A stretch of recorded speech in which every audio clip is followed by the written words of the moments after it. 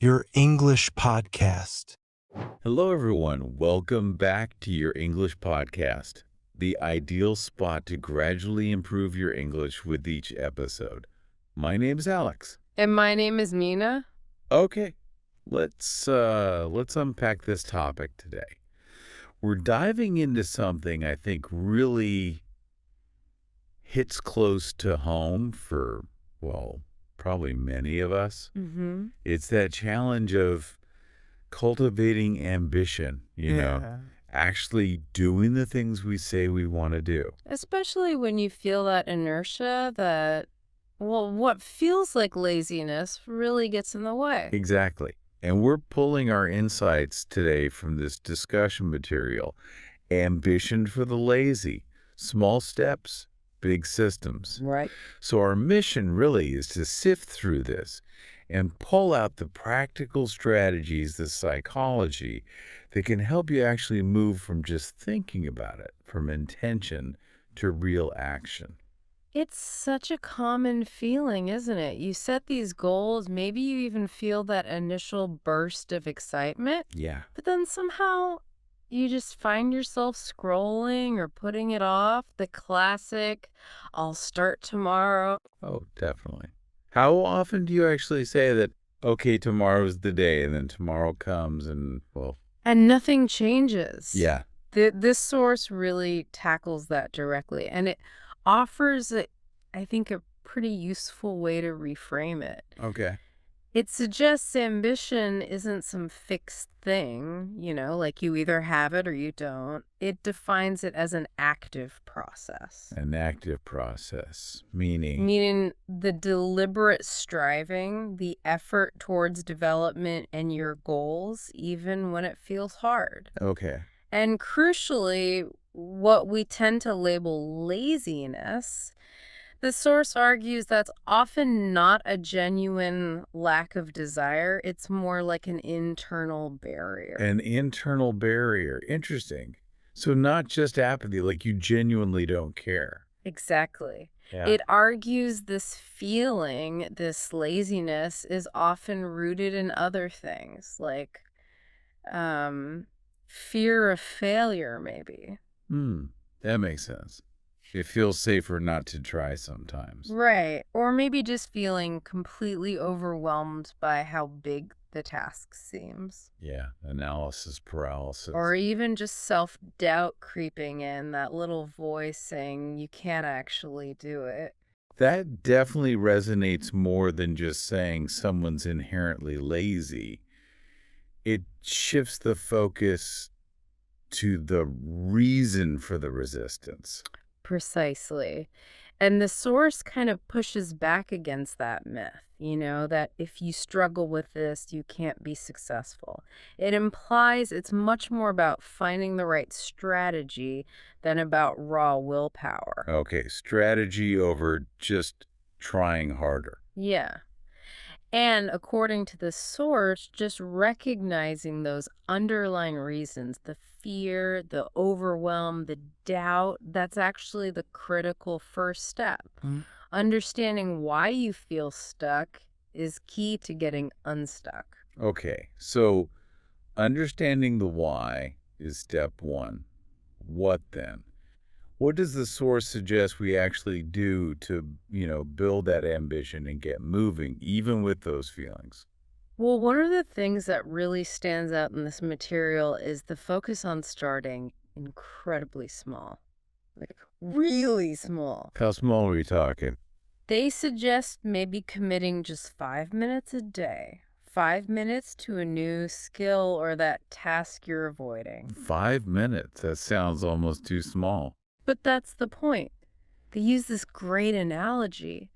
If your big ambition is, say, running a marathon, you don't start by trying the full 26 miles. Right.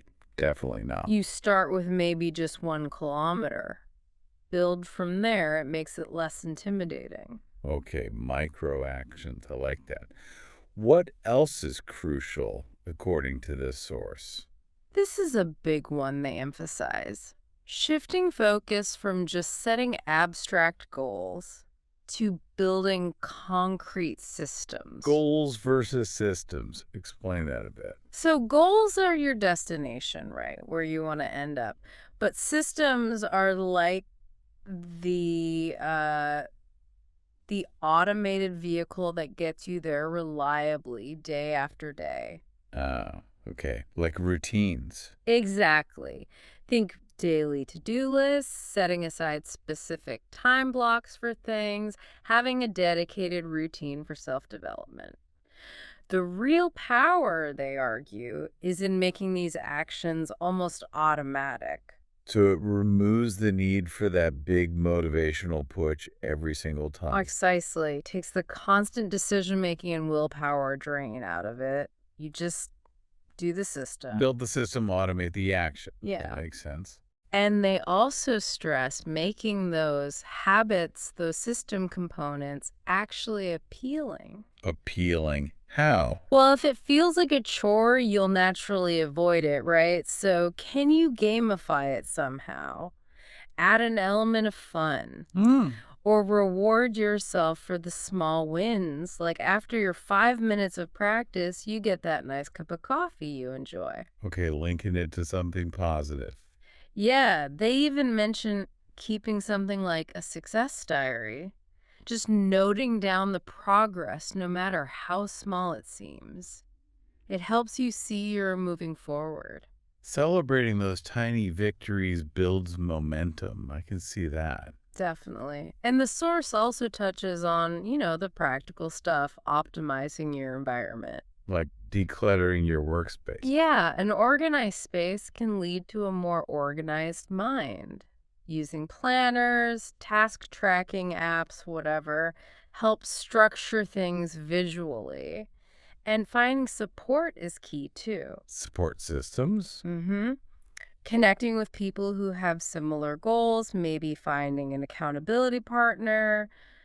Your surroundings, the people you interact with, they really do influence your behavior. Absolutely. Makes a huge difference. And finally, there's managing your energy, paying attention to when you're most alert and tackling the harder tasks then.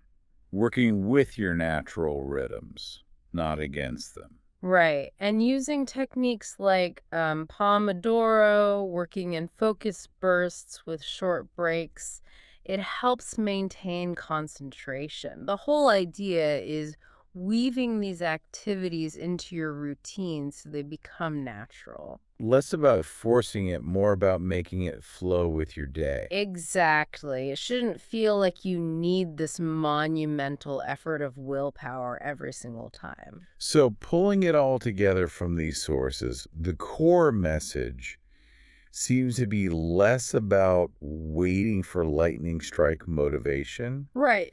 and much more about the power of consistent tiny actions that are embedded within a reliable, maybe even automated system. That sums it up really well. Small steps, big systems. Which leads to a final thought for you listening. If success is really built this way, through these consistent small actions and systems, rather than giant leaps, what's just one tiny system, that 1 kilometer run towards your own marathon that you could maybe build today? Something to make those big ambitions feel just a little less daunting, a bit more achievable. Just start with one small thing. Build that first piece. Great thought to end on. Thanks for joining us for this deep dive into these ideas. We hope it gives you a nudge to take that first small planned step.